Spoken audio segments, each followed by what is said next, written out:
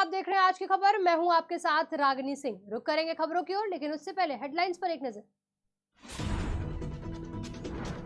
सहकारी बैंक में 146 करोड़ रुपए साइबर फ्रॉड का मामला, 5 आरोपी गिरफ्तार।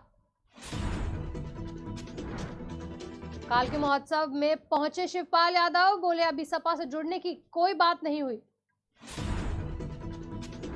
लखनऊ में डेंगू का कहर जारी, डेंगू के मरीजों से भरे अस्पताल।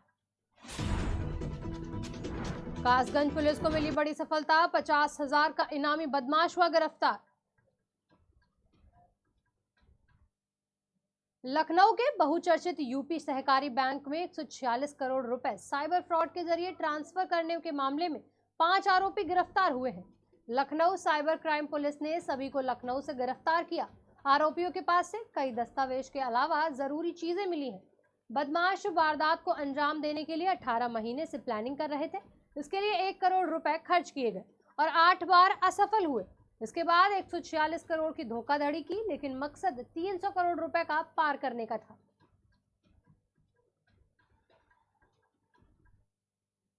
कालकी महोत्सव में शामिल होने के लिए प्रसपा अध्यक्ष शिवपाल यादव संभल पहुंचे। इस दौरान मीडिया से बातचीत करते हुए शिवपाल ने कहा कि नेताजी के निधन के बाद आज पहली बार बाहर निकला हूं और कालकी महोत्सव में शामिल होने आया हूं।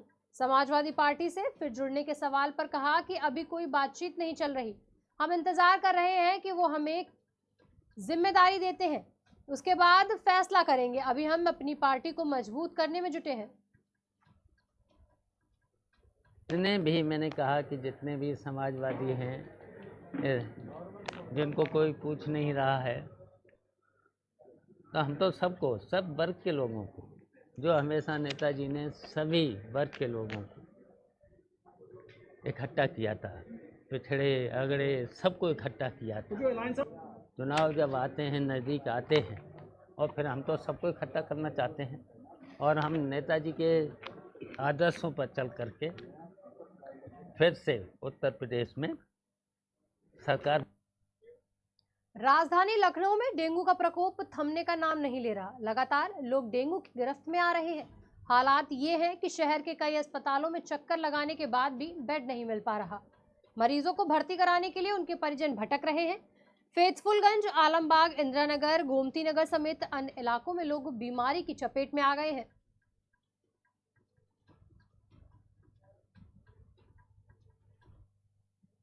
हरदोई जिले के कासिमपुर थाना क्षेत्र में एक बड़ा सड़क हादसा हो गया। इस हादसे में 3 दोस्तों की मौत हो गई, जबकि एक गंभीर रूप से घायल हो गया।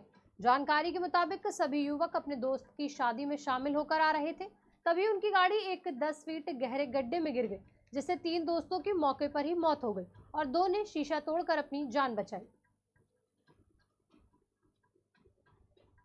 थाना कासिमपुर को सूचना मिली कि एक स्विफ्ट डिजायर कार में 6 लोग सवार होकर के बारात में संडीला से बंगरमऊ की तरफ जा रहे हैं, जो कि कस्बा संडीला के रहने वाले हैं। इनकी कार बखिया खेड़ा के पास अनियंत्रित होकर के गड्ढे में गिर गई, जिसमें 3 व्यक्ति आरिफ, मोहम्मद बिलाल और मोहम्मद अमान, जो कि कस्बा संडीला के रहने वाले हैं, इनकी पानी में डूबने से मौके पर मृत्यु हो गई है। तथा घायल जो मोहम्मद अमान, उनको CSC ले जाया गया, जहाँ पर उनको चिकित्सा है ट्रॉमा सेंटर लखनऊ रेफर किया गया है। 2 व्यक्तियों को पुलिस ने सुरक्षित निकाल लिया है। परिजनों की सूचना पर तीनों शव को कब्जे में लेकर के पंचनामा और पोस्टमार्टम कार्रवाई की जा रही है। आगे जो भी तथ्य मिलेंगे उसके आधार पर विधिक कार्रवाई अमल में लाई जाएगी। कासगंज जिला पुलिस ने बड़ी कामयाबी हासिल की है। पुलिस ने 50,000 के इनामी बदमाश इरफान को मुठभेड़ के बाद गिरफ्तार कर लिया। पुलिस ने उसके पास से एक तमंचा, 315 बोर में 3 जिंदा कारतूस और 2 खोखा कारतूस और चोरी की एक मोटरसाइकिल बरामद की है, जबकि एक बदमाश फरार हो गया।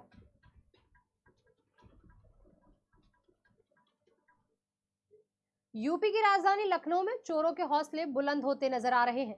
जहां एक तरफ चोर लगातार चोरी की घटनाओं को अंजाम दे रहे हैं, वहीं दूसरी तरफ पुलिस इन चोरों को पकड़ने में नाकाम नजर आ रही है।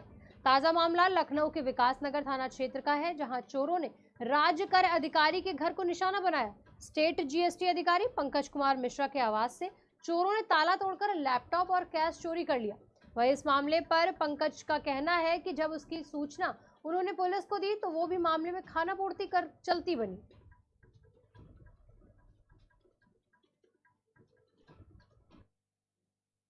यूपी के सीतापुर में अधिकारियों के साथ बैठक लेने के बाद पीडब्ल्यूडी मिनिस्टर जितिन प्रसाद ने सड़क निर्माण का निरीक्षण किया।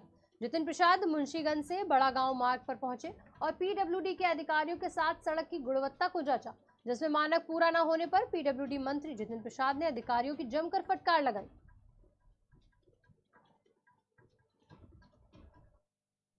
देवरिया जिले के जिला अस्पताल में भर्ती एक बंदी मंगलवार देर शाम फरार हो गया।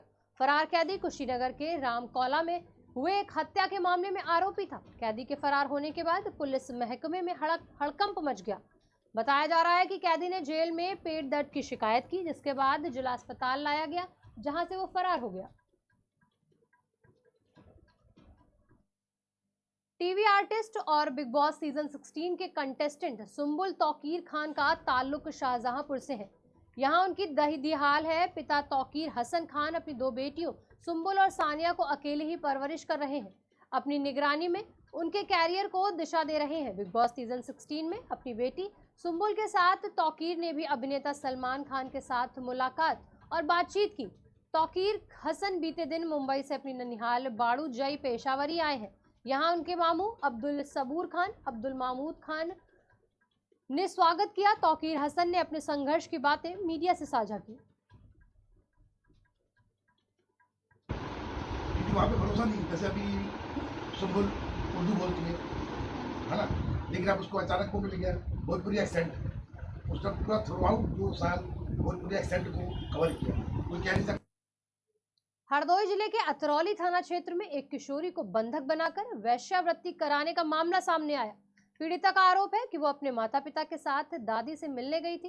इस दौरान उसकी बस छूट गई और एक दंपत्ति उसे अपने साथ झांसा देकर ले गए, जहां उसके साथ जबरदस्ती वेश्यावृत्ति कराई गई।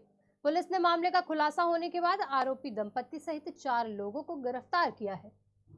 इनके वो बड़ी बेटी दिल्ली में रहती थी, तो उसने हमसे बोला, दिल्ली में हम मतलब जा रहे थे अपने दादी के घर, वहाँ से घर आए तो इन्होंने हमसे बोला कि हम खो गए थे, तो हम बोला हमें अपने घर भेज दो, तो इन्होंने बोला सुबह भेज देंगे। हमने इनसे बोला कि हमको मेरे घर भेज दो, अब तो सुबह हो गई है।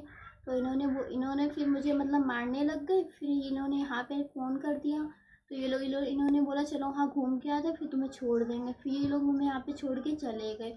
यहाँ भी लोग हमसे जबरदस्ती। ये परिवार एक मूलतः कश्यप परिवार है, जो कि जनपद हरदोई का रहने वाला है, लेकिन दिल्ली में सेटल्ड हो गया था।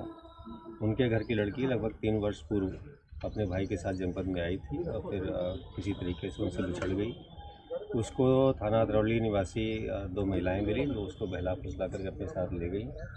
जिसके संबंध में पुलिस को जानकारी मिली थी कि उसके साथ वेश्यावृत्ति कराई जा रही है। पुलिस द्वारा छापा मार करके 4 लोग को अरेस्ट किया गया है। अभियोग पंजीकृत करके 4 लोग को अरेस्ट किया गया है। अन्य लोग की भी तलाश की जा रही है। हिंदू धर्म के प्रमुख तीर्थ स्थलों में से एक अयोध्या की प्रसिद्ध कोशी परिक्रमा मंगलवार से शुरू हो चुकी है। परिक्रमा 2 नवंबर की रात 10:33 पर समाप्त होगी। अयोध्या के प्रतिष्ठित महंत राजकुमार दास ने कहा कि परिक्रमा मार्ग पर एक पग चलने भर से पूर्व जन्म के तमाम पाप धुल जाते हैं। अयोध्या की परिक्रमा का महात्मा और भी ज्यादा है।